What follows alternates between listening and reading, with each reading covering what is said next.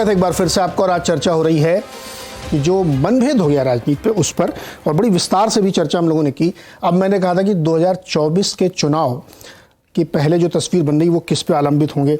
पहले शुरुआत करते पाठक जी आपसे। अच्छा, मेरा एक रिक्वेस्ट है कि मेरे पास टोटल 10 मिनट है, आप चारों लोगों के लिए 2.5 मिनट है, तो आप अपनी बात उसमें रखें।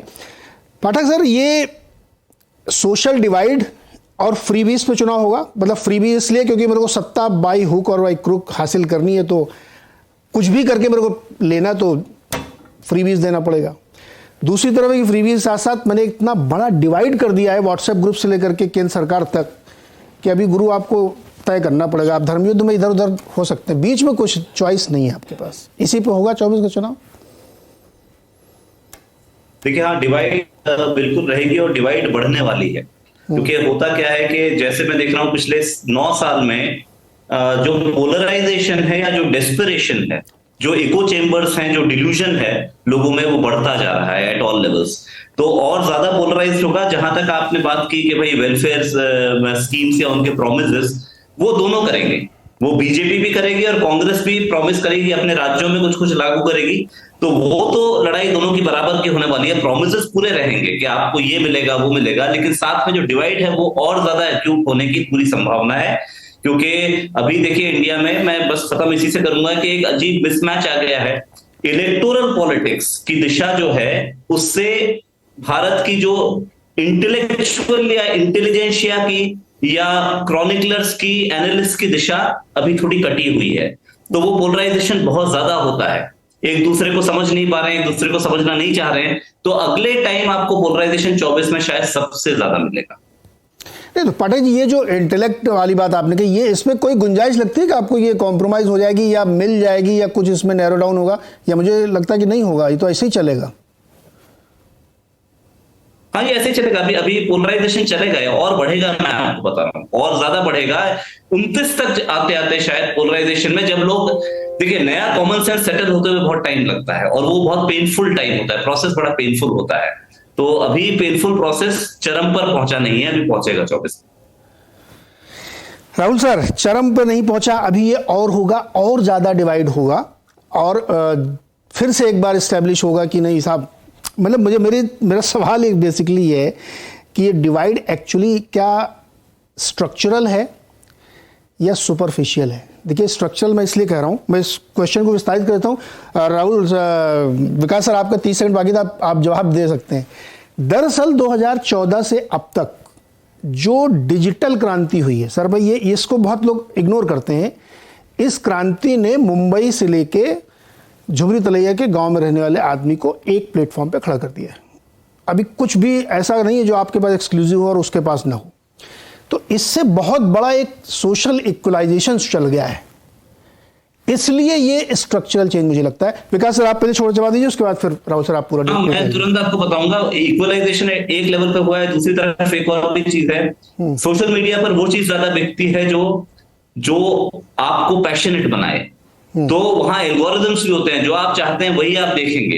तो सोशल मीडिया पे एक और भी चीज होगा कि वो जो पैशंस के बिलीफ सिस्टम्स हैं उनके लिए वो हमेशा ज्यादा फायदेमंद होगी।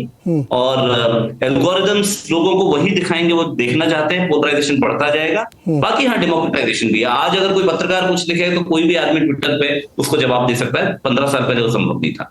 जी राहुल सर, सवाल क्या है आपका?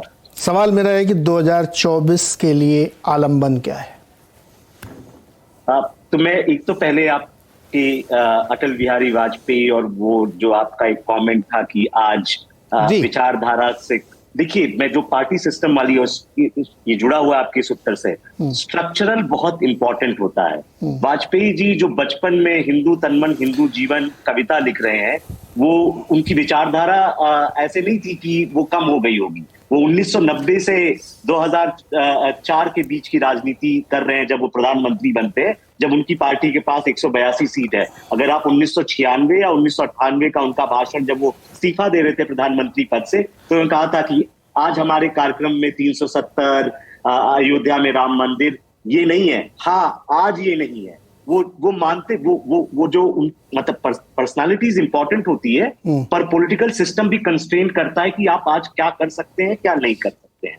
और इसीलिए जो मैं विकास जी की बात से बिल्कुल सहमत हूं, और वो जो ये कह रहे हैं कि पेनफुल, बेसिकली हम एक पेनफुल जैसे अब पेनफुल है या नहीं है, पर एक ट्रांजिशन के फेज के थ्रू जा रहे हैं।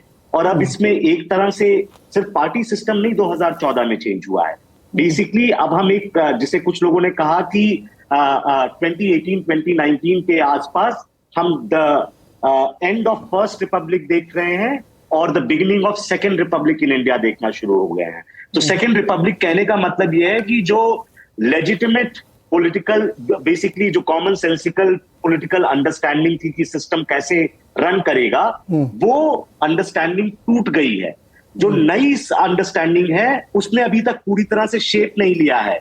नया एलीट कॉम्पैक्ट, उसके कैरेक्टर्स कौन है, उसका ऑर्डर क्या है, वो अभी तक पूरी तरह से शेप में नहीं आया है। और जब तक अब वो 4 साल में आएगा, 6 साल में आएगा, कभी नहीं आएगा। और अगर बहुत समय लगेगा तो ये पेनफुल ट्रांजिशन बहुत लंबा खिंचता जाएगा और राजनीति में धार बढ़ती जाएगी। और देखिए ये डिजिटल क्रांति और ये सारे कैटलिस्ट हैं। हमेशा कोई ना कोई एक नया मीडियम आता रहता है। इससे पहले 24/7 न्यूज चैनल्स थे, उससे पहले टेलीफोन आए थे। तो हमेशा हर 8-10 साल में टेक्नोलॉजिकल इनोवेशंस कुछ ना कुछ रप्चर्स लाएंगे सिस्टम में। पर इसका ये मतलब नहीं कि वो कॉज है, वो कैटलिस्ट है जो आपके पॉलिटिकल सिस्टम में कहीं ना कहीं लॉन्ग टर्म में जो फोर्सेस उसको शेप कर रही है।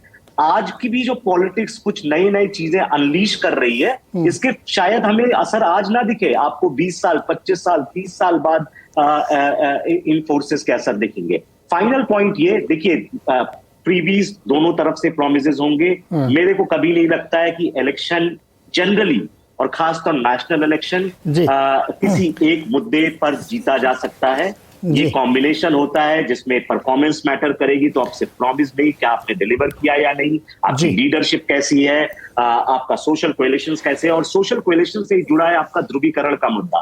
देखिए हमेशा कोई भी पार्टी होती है वो पोलराइज करने की कोशिश करती है। पोलराइजेशन कभी कास्ट पे होता है, कभी रिलीजन पे होता है, कोई ना कोई आप सोशल एक्सिस ढूंढते हैं जी। बिना सोशल एक्सिस ढूंढे आप पॉलिटिक्स नहीं कर सकते जी। तो ये सारी चीजें लगी रहेंगी, कोई एक सिंगल आलम्बन नहीं हो सकता है जी। सर शेखर सर और विनोद सर, आप लोगों के लिए 1.5 मिनट बचे हैं, थोड़ा ज्यादा चर्चा हो गई। लेकिन मेरा सवाल ये था, ये एक्चुअली मैंने लोडेड सवाल पूछा था। लोडेड सवाल इसलिए कि कर्नाटक चुनाव को आप एनालाइज करें तो उसमें फ्रीबीज कैटलिस्ट थे, रियल डिवाइड तो पोलराइजेशन था, है ना। तो इसलिए मैंने कहा कि ये जोड़ इसलिए देता हूं क्योंकि ये अभी बहुत एक्सट्रीम में जाएगा। शेखर सर, 24 का चुनाव देखिए नीरज जी, आज की हालत मतलब इस वक्त कर्नाटक में क्या हो रहा है, मंत्रिमंडल के पोर्टफोलियोज दिए गए, कोई 15 मंत्री ऐसे वो पोर्टफोलियो नहीं चाहते। उसका बड़ा कारण है जिसके पास फ्रीबी का आ गया है। आप सिद्धरामैया कह रहे हैं कि उस मंत्री देखना है कि कैसे वो फ्रीबी को इम्प्लीमेंट करे, नंबर 1। नंबर 2, वो भी आ रहा है कि भाई बजट, अभी सिद्धरामैया जब घोषणा हुई थी, प्रियंका गांधी ने पहली जो फ्री बी की अनाउंस की थी, Siddaramaiah being a finance minister 9 budget पेश किए पहले। उनको कभी पसंद नहीं था कि ऐसा घोषणा हो जाए जिसका कोई कैलकुलेशन नहीं हुआ है, क्योंकि वो अच्छे एडमिनिस्ट्रेटर भी है। तो सिद्धरामैया जी का अभी सवाल है भाई पैसे कहां से आएगा।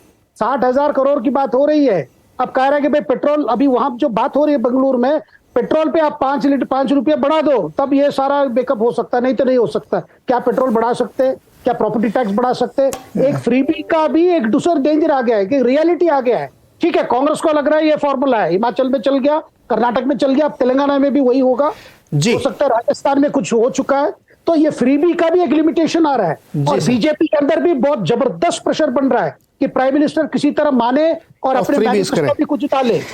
एक्चुअली बहुत बड़ी बात आपने कही सर, ये फ्रीबीज जो है ना कोई सोल्यूशन नहीं है, क्योंकि आने वाले हम लोग, अभी मैं कुछ कह नहीं रहा हूँ, 5 साल बाद देखिए, क्योंकि मैं बिजनेस जर्नलिस्ट हूँ, डेटा मेरे सामने होता है, ऐसी हालत होगी ना फ्रीबीज के चक्कर में कि फिर लोगों को रियलाइज़ करना पड़ेगा कि ये फ्रीबीज सिर्फ एक कैटलिस्ट हो सकता है चुनाव जीतने का, लेकिन ये सोल्यूशन नहीं हो सकता, क्योंकि स्थितियाँ बहुत खराब हो सकती हैं। अग्निहोत्री जी, 24 किस पर टिका है? 24 अभी जो कहा विकास पाठक जी ने, मैं सहमत हूँ, या राहुल जी ने कहा 24 में देखिए फ्रीबीज तो रहेगी, फ्रीबीज तो कहीं जाने वाले नहीं है। और इसका सबसे बड़ा श्रेय तो आम आदमी पार्टी को देना चाहिए, जिस तरह से उन्होंने दिल्ली में चुनाव जीता और पंजाब में चुनाव जीता। और दूसरा जो भाई कोविड के टाइम में मुफ्त राशन दिया गया था, तो अभी भी जारी है 2024 तक, वो भी तो फ्री भी है, उसको क्या कहोगे आप? नहीं बिल्कुल है, वो कल्याण है और बाकी फ्री भी है, तो इसमें फ्री भी हर तरफ से है, क्योंकि वो तो कोविड के लिए एक स्पेशल अरेंजमेंट था, लेकिन यूपी का चुनाव जीतना था तो 2022 तक बढ़ा दिया गया, उसके बाद लोकसभा का 2024 तक बढ़ा दिया गया। वो एक दूसरे तरह के, क्योंकि लाभार्थी वर्ग क्रिएट कर रहा है, तो फ्री भी तो रहेगा। कांग्रेस कुछ घोषणाएं करेगी, बीजेपी कुछ करेगी, तो लेकिन पोलराइजेशन एक बड़ा इशू होगा, और वो कास्ट के लेवल पे भी होगा, वो रिलीजन के लेवल पे भी होगा, और आइडियोलॉजी के लेवल पे भी होगा। मुझे लगता है कि पूरा 24 का चुनाव एक तरफ अपोजिशन जो है वो कास्ट सेंसस को फेवर करेगा, वो उसका कोर इशू होगा। कांग्रेस ने संकेत दे दिया है, कर्नाटक में उसको लाभ मिला है ओबीसी वाला। दूसरी तरफ बीजेपी अपने हिंदुत्व को छोड़ेगी नहीं, तो जब हिंदुत्व वर्सेस सोशल जस्टिस, ये आइडियोलॉजिकल नाम है उनके, तो ये पोलराइजेशन का एक शेप होगा। रिच पुअर डिवाइड का एक पोलराइजेशन होगा, एक अर्बन रूरल डिवाइड पोलराइजेशन होगा।